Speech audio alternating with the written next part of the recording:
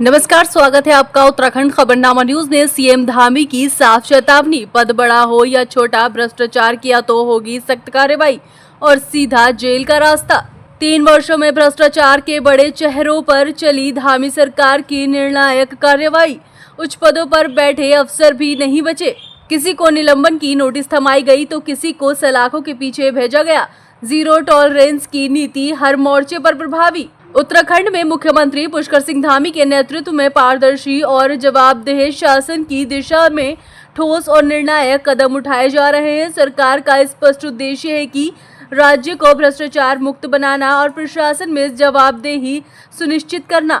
हाल के महीने में सरकार ने ये दिखा दिया कि अब सिर्फ छोटे कर्मचारियों पर ही नहीं बल्कि बड़े अधिकारियों पर भी कार्रवाई की जाएगी, चाहे उनका पद या प्रभाव कितना भी बड़ा क्यों ना हो। पहले जिन अधिकारियों पर सवाल उठाने में लोग हिचकिचाते थे, अब उनके खिलाफ भी कठोर कदम उठाए जा रहे हैं।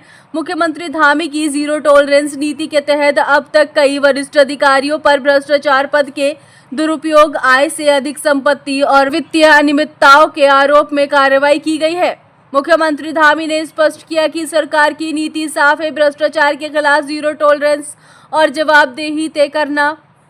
यही कारण है कि बीते 3 सालों में कई ऐसे वरिष्ठ अफसरों और कर्मचारियों पर कठोर कार्रवाई की गई है जो पहले अछूत माने जाते थे। भ्रष्टाचार को लेकर हमारा बिल्कुल स्पष्ट मत है। हमारी नीति बिल्कुल जीरो टॉलरेंस की है। किसी भी कीमत पर देवभूमि में भ्रष्टाचार स्वीकार नहीं किया जाएगा।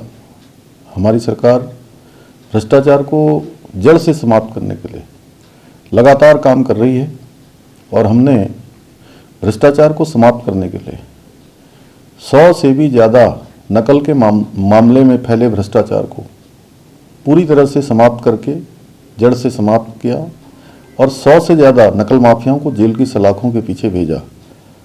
इसके अलावा भ्रष्टाचार के अन्य मामलों में भी 200 से अधिक लोगों को अभी तक 1064 जो हमारा टोल फ्री नंबर है, उस टोल फ्री नंबर पर शिकायत मिलने पर गिरफ्तार किया गया।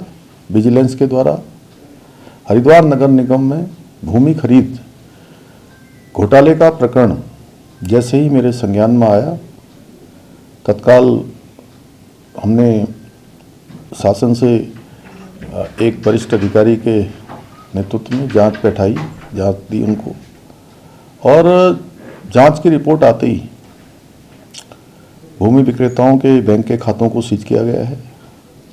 कई अन्य कर्मचारी जो इसमें संलिप्त पाए गए हैं प्रारंभिक रिपोर्ट में, उन सभी को सस्पेंड किया गया है। जांच रिपोर्ट प्राप्त होने पर उसकी समीक्षा की गई और समीक्षा करने पर तत्कालीन नगर आयुक्त, तत्कालीन जिलाधिकारी और प्रशासक सहित 7 लोगों को आज निलंबित करते हुए पूरा प्रकरण विस्तृत जांच के लिए विजिलेंस को सौंप दिया है। हम ये सुनिश्चित करेंगे कि जो नगर निगम का पैसा है वो पैसा सरकारी खाते में वापस आए। इसके लिए हमने आदेश दे दिए गए हैं। साथ ही नगर निगम के कामों की स्पेशल ऑडिट की जाएगी। यदि कोई अन्य अनियमितता भी हुई है तो वह भी पकड़ में आएगी और उस पर भी आगे कार्रवाई की जाएगी। हमारा स्पष्ट मत है, देवभूमि में किसी भी कीमत पर भ्रष्टाचार को बर्दाश्त नहीं किया जाएगा। जनता को स्वच्छ एवं पारदर्शी शासन मिले, व्यवस्थाएं मिले, इसके लिए हम प्रतिबद्ध हैं, संकल्पबद्ध हैं। आदरणीय प्रधानमंत्री जी का जो बाबा केदार की भूमि से उन्होंने पूरे उत्तराखंड वासियों को और देशवासियों को संदेश दिया था, उनके मुख से शब्द निकले थे बाबा केदार के धाम में कि 21वीं सदी का तीसरा दशक उत्तराखंड का दशक होगा। हम आदरणीय प्रधानमंत्री जी के उक्त कथनों को साकार करने के लिए निरंतर प्रयास कर रहे हैं। उसके लिए स्वच्छ एवं पारदर्शी व्यवस्था स्थापित करेंगे और उत्तराखंड को भ्रष्टाचार मुक्त करेंगे।